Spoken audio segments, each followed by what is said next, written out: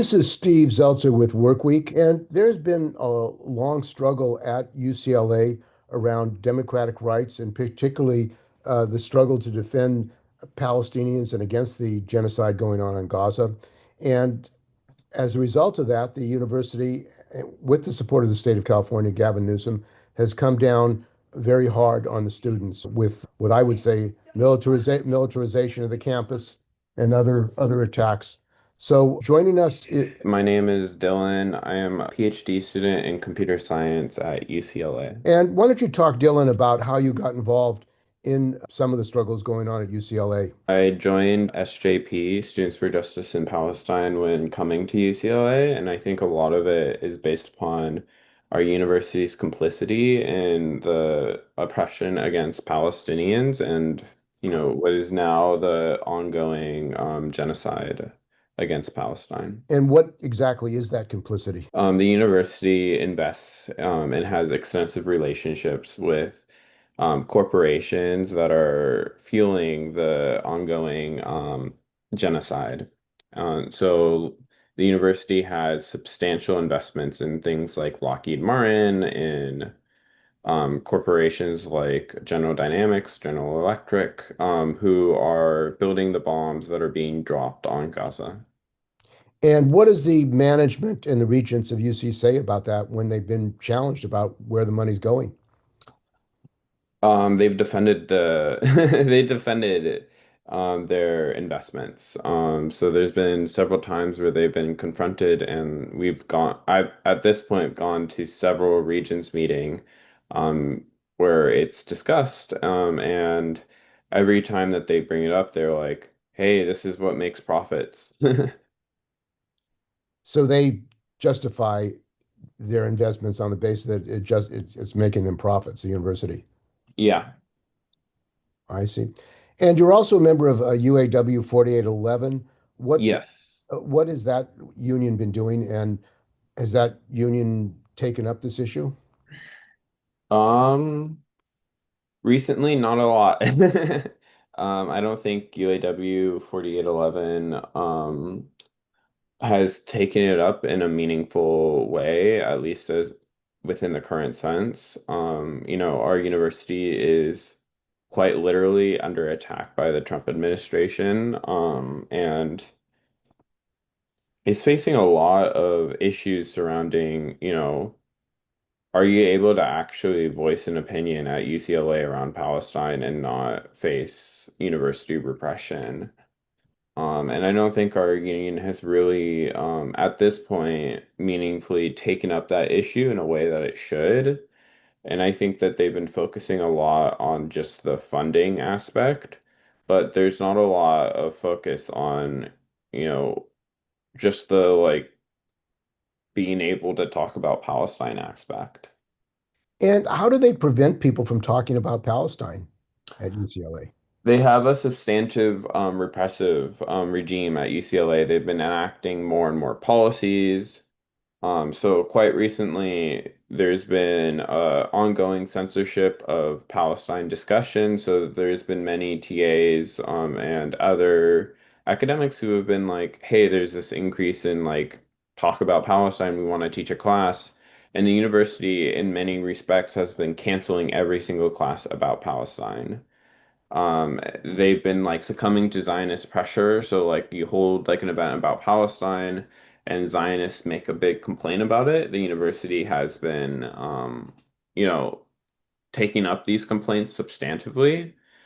The police department has been engaging in ongoing surveillance and harassment of people who have demonstrated around Palestine. And then for students, the Office of Student Conduct has been very active in repressing people who've talked about Palestine and engaged in demonstrations around Palestine. And then faculty can now get fired. Academics can get fired for not even their speech at school, but just the Regents just changed policy so that any sort of speech that someone talks about Palestine can be used as a discipline case for disciplinary hearings. And there's an effort by the Zionists, Scott Wiener and others, to say that if you're critical of Israel, that's anti-Semitism. Is that what's being implemented at UCLA and the UC system? Yeah, in a large part, yes. I don't think they go as far as to say like critical of Israel is anti-Semitism. Like the school doesn't do it. They have this like underground argument where they're like, "Hey, you're creating a hostile work environment," and you say, "How?" And then they're like, "You're creating a hostile work environment." And they just like go repeat the same claim and they're not able to provide any specifics. Whenever someone receives a charge, they get this like generalized, "Hey, this is a hostile thing." And then like that person always says like, "Yeah, what did I do? Like, what's the specifics?" And UCLA can never justify it. And one of the most significant developments was the encampment movement that hmm took place around the country at many, many campuses protesting the genocide. They were peaceful. What happened at UCLA? Yeah, we had an encampment. It was May 1st of 2024. It was April 25th to May 1st or 2nd of 2024. Um when we had the encampment, it was constantly attacked by Zionists. So like from the first day that got set up to the full week that it's going through, we were constantly facing Zionist harassment, and it was very public Zionist harassment. And then, the big thing How was was that harassment? I mean, how what exactly was it? it was like physical harassment, verbal harassment. There would be people outside the encampment that like 24/7 would just be like yelling into megaphones about like, how everyone who's Muslim appearing needs to die and like very like heinous stuff like into megaphones. I remember one of the Zionists on the first day they discovered, hey, there's someone in the encampment who has a severe banana allergy, who literally, like, if they made contact with bananas, they ha could die. And so the Zionists thought, hey, why don't we bring a ton of bananas to the encampment? And so, like, they all started showing up with bananas and throwing bananas into the encampment and saying, like, and just bragging about like their bananas, and it became like a whole Zionist meme in the LA community. But it's like examples of like that like persisted. Like we had cockroaches, we had injected mice that they like try to put into the encampment. And it culminated into this mob attack that happened on April 30th, where for I think it was like 4 hours, Zionists just assaulted the encampment, and it was like a I struggle to say the word like war zone considering what's happening in Palestine, but they were launching fireworks, they were pepper spraying, they were beating people with sticks and wooden boards. And it was all done under the eyes of news cameras and police surveillance, and under it was on live television. It was broadcast on live television. I remember being there and there's like 12 helicopters watching a Zionist hit someone with a stick. And then the day after, UCLA's response is like, "Hey, we need to clear this encampment." And so they decided that there was a massive police assault on the encampment the next day that ended in I think around like 200 people getting arrested. And many more injured, or many injured. Um and ever since the encampment, UCLA has engaged in a very hostile policy of like, hey, if you have a demonstration about Palestine, we're going to be we're going to preempt the fascist mob, the Zionist mob, and forcefully, without regard to student safety or people's like injuries, we're going to break you up. And what was the role of Gavin Newsom and the California Highway Patrol? Were they brought into to the campus? Yeah, Highway Patrol was brought into campus, and they've been acting at UCLA whenever the police needs help, they bring in the highway patrol, and highway patrol often comes in because LAPD has an ordinance against them using less lethals during protests, but Highway Patrol does not have that same ordinance, and so Highway Patrol has free reign to use less lethals against protesters. So whenever Highway Patrol, a lot of times it's news that, hey, they're going to use rubber bullets against you, or whatever sort of um, police militarized gear, and they've shot 60 rubber bullets. But during the encampment, yeah, I forget, there was like a ton of highway patrol officers, um, and I would assume Newsom was coordinating, and we've heard things about, hey, like he was involved in the planning of like the sweeping of the encampment. And these people, Zionists and apparently some right-wingers who attacked the encampment, physically assaulted it and carried out what I assume assault and battery. It's on video of them hmm trying to beat up people. There seem to be dozens. There are many people. Have any of them been prosecuted? Not substantively. So there's been four cases. So one, Eden Own is the one of the people who got caught on camera, and then his mom bragged about how proud she was that her son went and beat up people. Like very like self-admit. His charges got dropped to a misdemeanor, and I think the misdemeanor is getting dropped, although I'm not quite sure. And then there's this other person, Malachi, and the district attorney recently announced that he's getting a diversion program where they're going to drop his charges in exchange for him going through counseling. And it's alleged that he was one of the people who like assaulted and made people bleed and like hit people with like wooden boards and stuff.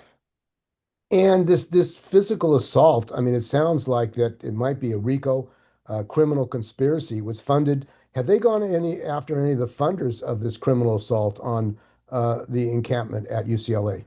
UCLA made a big deal right after it in the light of media attention that they're going to bring in the FBI, that they're going to go all out against all of the people who attacked the encampment. And there's been absolutely no movement from the university. The media reports that it was like 100 people, and like it was a substantive amount of people that were there attacking the encampment.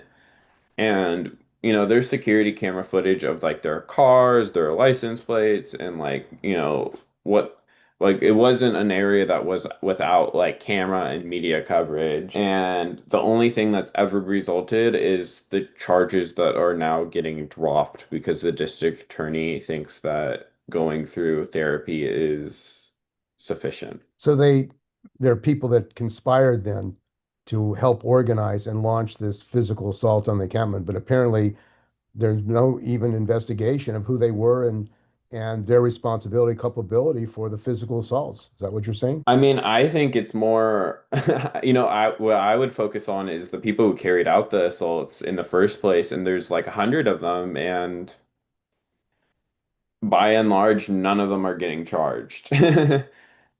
Like, I think there's a thing of like, hey, who helped them and conspired with them, but the first thing to focus on is like the people who actually did this, who actually assaulted people, and you would think, we have a system where like that like demonizes violent protests, and has this like idea of like, hey, if you bash someone's head open you will face prosecution, but there's been none of that. And at the same time, there's been a threat, assaults, and attacks on supporters of Palestine. Why don't you talk about those and what's happened in your case? I mean, at UCLA it's just like a constant thing where Zionists like attack a student and there's nothing that's ever done. I've seen Zionists come to present. I remember going to a demonstration last year, or I guess last academic year. And a Zionist just football charges a student. Like they fully like they go up and they do like a whole football tackle move. and it's 2 feet from a police officer, and like everyone can see it. And then I instantly go and I ask the police officer, "Hey, is it legal to football tackle a student on campus?" And the police officer's like, "I don't know." They're like, "Not right now. Like, I can't deal with this." And I'm like, "You just saw what happened in front of you. Like, if this was a pro-Palestine, someone who, is in support of Palestinians' rights and is in solidarity with Palestine, and they were to football tackle a Zionist, would you have the same reaction?" I think rhetorically, no. But, you know, the same UCLA, like a week later or a few months later, I come to see the people who got tackled are getting student conduct charges, and the people who tackled them, they're off free. They're scot-free. UCLA doesn't care. So it's a double standard. It's not even a double standard. It's a double standard. There's a different standard for Zionists and there's a different standard for people who are in support of Palestinian liberation. But it's Zionists attack someone, the person who gets attacked also gets attacked by the university as well. It's like a double attack. And how are they attacking supporters of Palestine at UCLA? I mean, there's the physical assaults, like there's been many. There's been doxing attempts. Like there's an ongoing attempts of like doxing people. I think, Is that part of the Canary yeah, Mission? Canary What is the Mission. talk about who that is and what that is, what it's doing? There's a bunch of right-wing websites that are trying to get people removed from their jobs, their employment, to prevent future employment. Also, it's used by the Israeli government to determine if someone gets access to actually being able to enter Palestine or, what is so-called Israel. And also recently, it was admitted that it's being used in visa decisions and whether to revoke someone's visa by the Trump administration. And so Zionists have been very active in trying to, identify people who are in solidarity with Palestine and put them onto these like doxing lists in order to, significantly harm them and scare people for just saying like, "Hey, I don't think that we should support a genocide on campus." And at our campus, Zionists have been very active in trying to do those sort of things. And a lot of times they're trying to like I see it all happen all the time, but they go up to someone who's in support of Palestine and they go and they say the most racist thing that they can think of on their mind, and they hope that that person has reaction so that they can record it on camera and say like, "I'm the victim. I'm the victim. This person attacked me." And so they'll like edit out everything. Or sometimes they'll even go up and they'll like start punching someone and then they'll like record it and say like I and do this whole victimization narrative and try to get that person who, had a response I think a very understandable response, a provoked response, public. And I think an overwhelming majority of cases people have not had a response, and like but there's no consequences for if you're a Zionist, like none of your actions on campus have any consequences. And the Zionists apparently have a lot of political support in California in the Democratic Party. Uh, what is the role of the Democratic Party in California in relationship to the attack at UCLA and on supporters of Palestine? During the encampment, the Zionist, they had like the third or fourth day of the encampment, they fundraised like $100,000 to have a rally right outside the encampment, and so they brought in a jumbotron.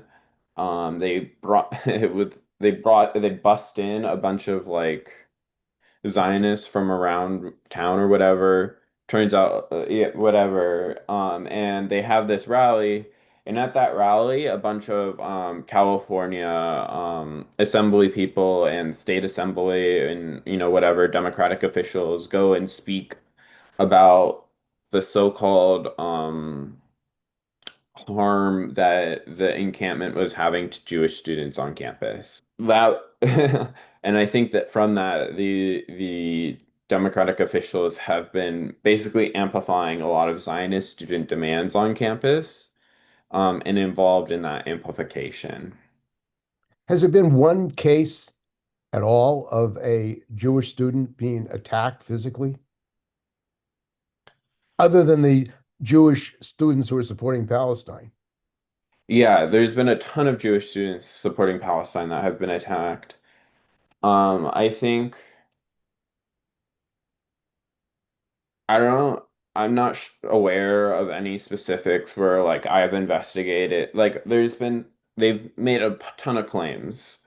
But like a lot of times when I go and I investigate their claims, it's like a Jewish student gets attacked by a Zionist. Like a Zionist student it's like Zionist on Zionist violence. And then they like somehow try to blame a pro-Pal someone who's some support of Palestine on that.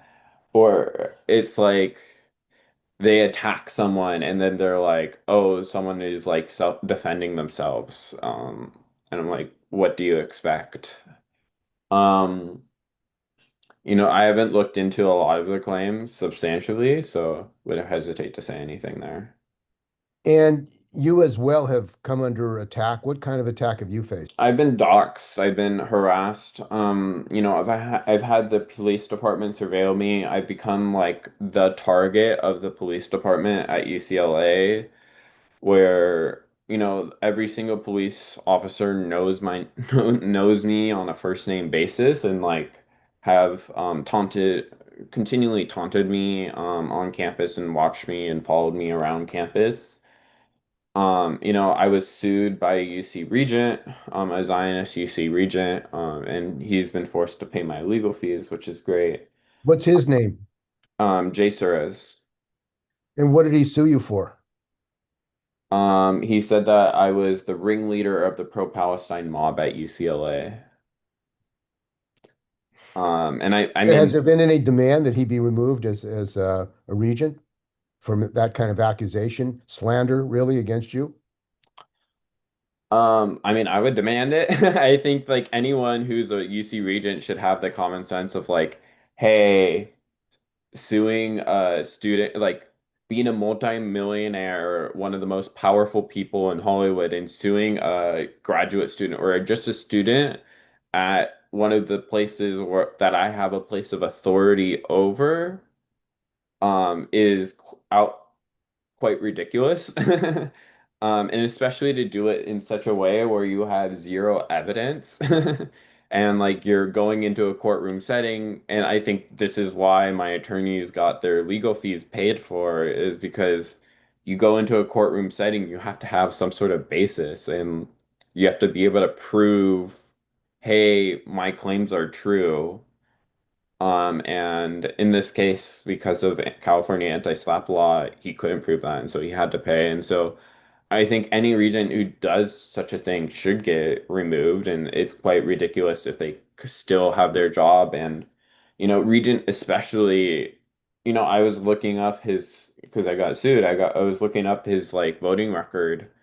He's gotten like an F rating from every single UCSA and like faculty association.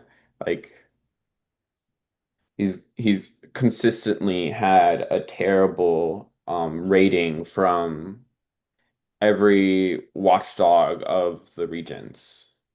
And so, why is he on this board? Like Well, the previous Governor Brown and Governor Newsom are the people who appoint these regents. Many of them are millionaires. This particular regent, what kind of authority does he have or position does he have in Hollywood? he's the vice president of the talent agency, United Talent Agency, which is one of the biggest companies. And as you said, you look into it and he's given a multi-millions like fundraiser. He's hosted like multiple fundraisers that raise millions of dollars for Newsom's campaign. One of the things that I think is quite surprising, and we publish it in our white paper, is while Suarez has been regent, there has been his company, United Talent Agency, has received substantial increase of investment from the UC system. And he's been a regent during this time, and I don't think, from my knowledge, there's been no disclosure of this fact. But from when I looked at the numbers, I think it was like there's been like over $400,000 of an, or it's been like for 200 million, I think it is, investment in the company where he serves as vice president. Is that ethical that the university pension funds are investing in a regent's business that he's has a position in? Do you think it should be Personally, no. I think there should at least be some sort of public disclosure of like, hey, I'm a regent and I hold this position, like some sort of public, like every single meeting, like I had no, because like, I don't know, but well, it sounds like there's a history of that at UC. Richard Blum, the former regent who passed away, Dianne Feinstein's husband, was using the pension fund to invest in his hedge funds, personal hedge funds. Nothing was ever done about that, but it seems like there's an incestuous relationship between the regents and the university. yeah, I mean, I think we publish it in our white paper. We have there's this UCLA or UC white paper about the Regents' investments, especially about the relation of their investments in Palestine and like the way that they invest in companies and are continuing to invest in companies that are facilitating the genocide. But there's also, and I think there's people who filed claims with the state of like, hey, this is not ethical and this is a violation of people's fiduciary duties. And there's a drive now by the Trump administration to demand the, I would say, cleansing of the University of California. They're withholding $1.2 billion. There was a lawsuit filed Yeah. a few days ago by the American Association of University Professors, and also all the unions on campus, on all the campuses, representing over 100,000 workers. What's that all about? And are you concerned about a basically fascist remolding of the university system? Yeah, I mean the Trump administration, of course, is basically demanding a base complete overthrow of the university system, and basically trying to stop any form of discussion about Palestine, and is using the federal government in a way to threaten universities and extort universities into make achieving his demands. But I think there's very real demands about, what is the state of gender affirming care, of access to abortion, and just basic health necessities as part of Trump's demands. And also, you know, like what is the state of our LGBTQIA comrades who are, under assault and their basic rights are under assault and like giving into these demands. But I think the real interesting part I guess the thing that I've sort of been thinking about is the LA Times published his demands, but there's nowhere for UCLA to go on Palestine. They've already met all of Trump's demands about Palestine. They've gone so far as to criminalize anyone just saying the word Palestine. And like, to a certain extent, it's never going to be enough. UCLA created new policies that they personally can't even understand and have struggle justifying and struggle enforcing, and they want to go even further. At a certain point, it's like just saying the word Palestine is enough to expel you from the university. And the rise of fascism in this country and internationally, Vance has said that the universities in the United States are incubators of communist, socialist, secular education. You think that what is behind this is an ideological agenda? I mean, Project 2025 is for the privatization of all public education. public services, public health care. You think that this is part of the Project 2025 agenda to remodel, remake the university system in the United States? Yeah. I mean, I'm not quite sure about like, what their entire plan is, but it's quite obvious that, the university is the first place where for a lot of people their ideas get challenged and they're forced to actually create justification behind like what they're doing. And there's been a systematic attack on, what is traditional university values and like they're basically saying like, hey, if universities aren't places where conservatives are, we should abolish them. And what is the response of the university to that? The university basically is trying to say like, hey, we're doing this. They're putting themselves in this position of like, hey, we've done all your demands, like we're trying to meet all your demands about like so-called anti-Semitism, which is their main like, political justification and and throw it there. And also, the unions are under attack. Uh, Mm. UPT, CWA, the AFSME, the AFT UC unit, and UAW 4811. What kind of attacks are being made on the unions? It seems like they're being forced to unite more against these union busting attacks by the university. I mean, I think it's a long-standing assault on worker rights, of student rights, and just like any employee of the university. Like we're seeing this right now where um, people can get fired for their jobs based upon speech that they're not even making in the university workplace. And I think like a lot of unions are going through contract bargaining again and going through um, university processes, and the university is attempting to whittle away at people's hard-earned rights, and take away every single aspect that has been culminated over years and years of effort to appease the Trump administration. And UAWA 4811, what has been their response? Because it seems that it's not just your union, all the unions are under similar kind of attack. Has there been a united front? Has there been a united day of action of all unions on the UC campuses? Not to my knowledge, bargaining is happening, and I would hope our bargaining team is pushing back against, the assault of our rights. I don't think they're going strong enough, and I think to a certain extent they realize what's happening. But there hasn't been much action, and I think there's been a lot of rank and file, and I've been organizing a lot with our rank and file to say like, hey, this is an important issue. We're under an all-out attack. This could be the end to like our basic job security. And we need to recognize that and have and fight very strongly against it. Has there been any forums, educationals about fascism, about the ideology of fascism, and No. who's running the U.S. government at this point? No. Charlie Kirk come to UCLA? I mean, it seems he had fascist ideas.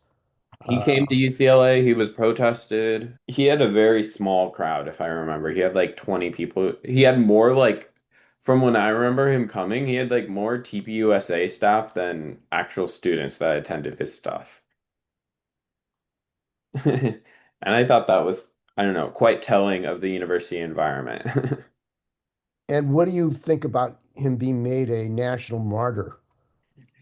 Yeah, it's been interesting. I mean, he is like a far right, like heinous person, and like it's been weird watching the news and like people that just like quote what he said getting so-called canceled and removed from their, losing their employment and having real effects to their own personal livelihood. But I think something that I've been like sort of reflecting on is I don't think Charlie Kirk was as good. Like people are talking about, oh, or conservatives keep claiming he's been capturing the minds of like students on campus and young men at universities. And I'm like, I've watched TPUSA at UCLA. I don't think they're capturing the minds of students on campus. They seem very ineffective, and honestly, most of Charlie Kirk's stuff was astroturfed. The only reason TPUSA like substantially exists is because it gets billionaire funding.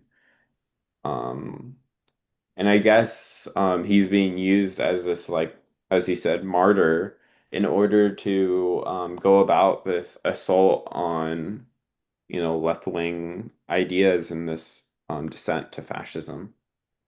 And the recent termination of Jimmy Kimmel's show, the cancellation of Colbert's show, the effort to cleanse television of comedians who are critical of the government. What do you think about that? It's the same as everyone else.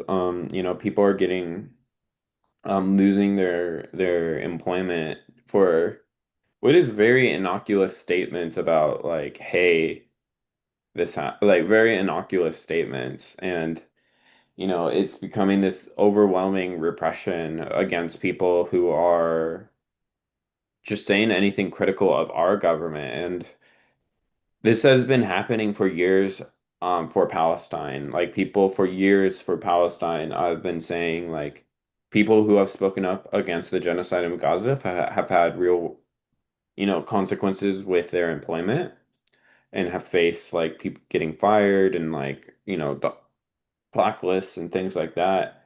And now we're seeing this expand into just criticizing the president and, the administration being the same thing as then.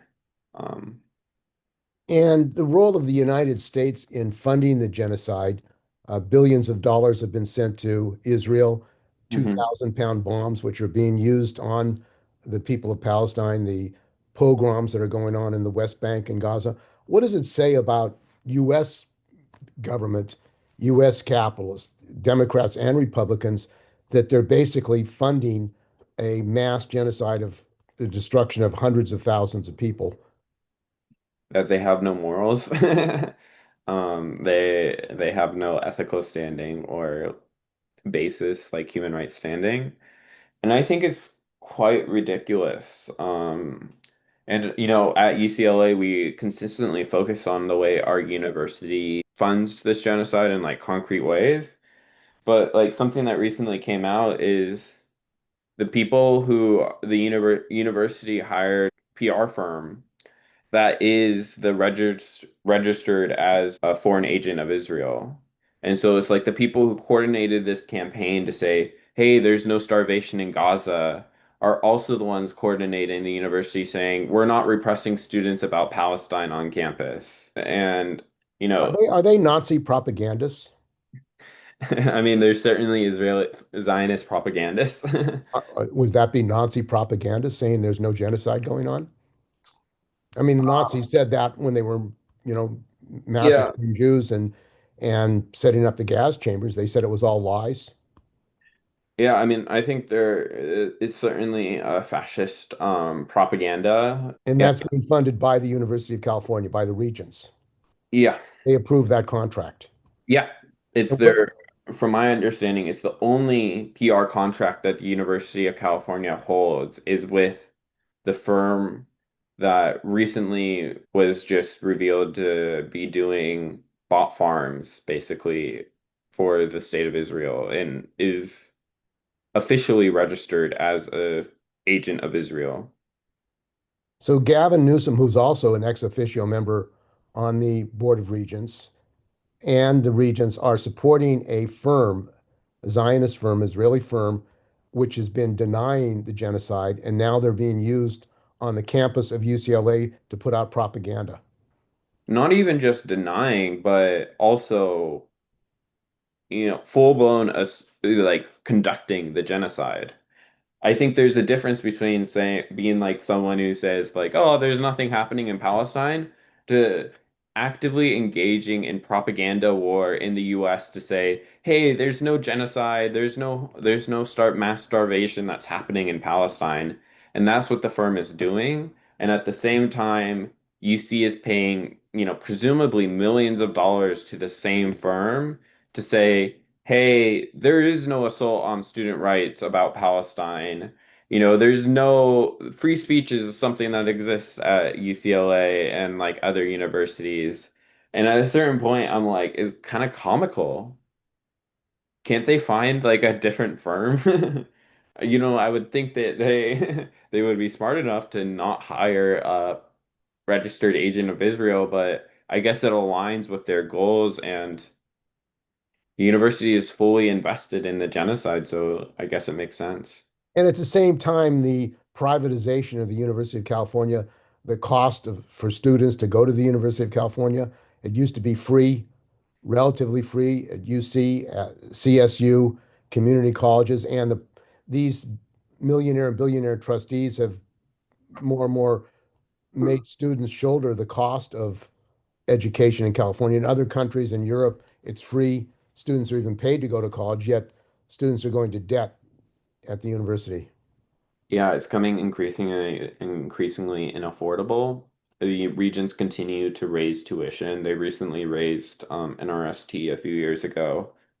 But it's also the quality of education at UC is going down and down. They're increasing class sizes, they're increasing the student to instructor ratio. And so, you know, it's like a double prong assault on students where they're paying more, they're having to pay more, go into further debt, and they're also receiving worse and worse education. And you are also facing what kind of threats from the Um, you know, I've recently something that happened to me is I got placed on interim suspension and exclusion from campus, meaning I'm not allowed to set foot on UCLA property. And the reason that they did this is I did the so-called heinous crime of asking questions of a university administrator.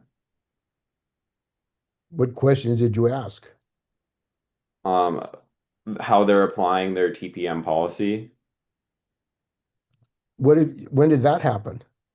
During a demonstration, I asked a lot of questions of a university administrator of like, hey, how do you tell someone's engaging in this protest? Like, how are you applying this TPM policy? And apparently that's sufficient reason to ban someone from campus and place them on suspension. Did they have a hearing before they banned you? No, Close this? it's an interim, so the university administration could be like, hey, we're just gonna do this. So, you So know, what a I'm democratic discovering, process. They just yeah, acted without any kind of hearing whatsoever. yeah.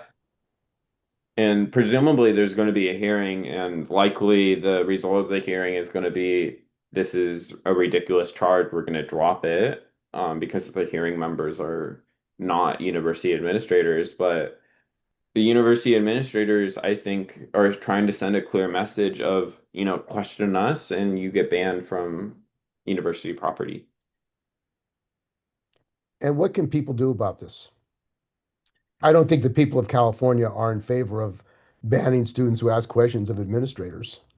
Yeah, I mean, I think it's all tied up in the same sort of thing. You know, it's talking about Palestine and it's continuing to put pressure about the university around Palestine because, you know, I think at a certain point, you know, we have to, you know, engage in these issues of, you know, doing something around Palestine and, you know, standing up to the university and like attending like demonstrations and actions and saying this isn't right and like, you know, making that vocal because there is this ongoing assault and the university decided to listen to the Trump administration rather than the people of California. Okay, thanks for joining us. We've been talking with Dylan Kipsch Hmm. Cupsh. about who's a UCLA student and worker who's a member of UAW 4811 about the history of attacks on Palestinian activist supporters, the role of the university, Governor Newsom, and also the Trump administration. So thanks for joining us today on Work Week.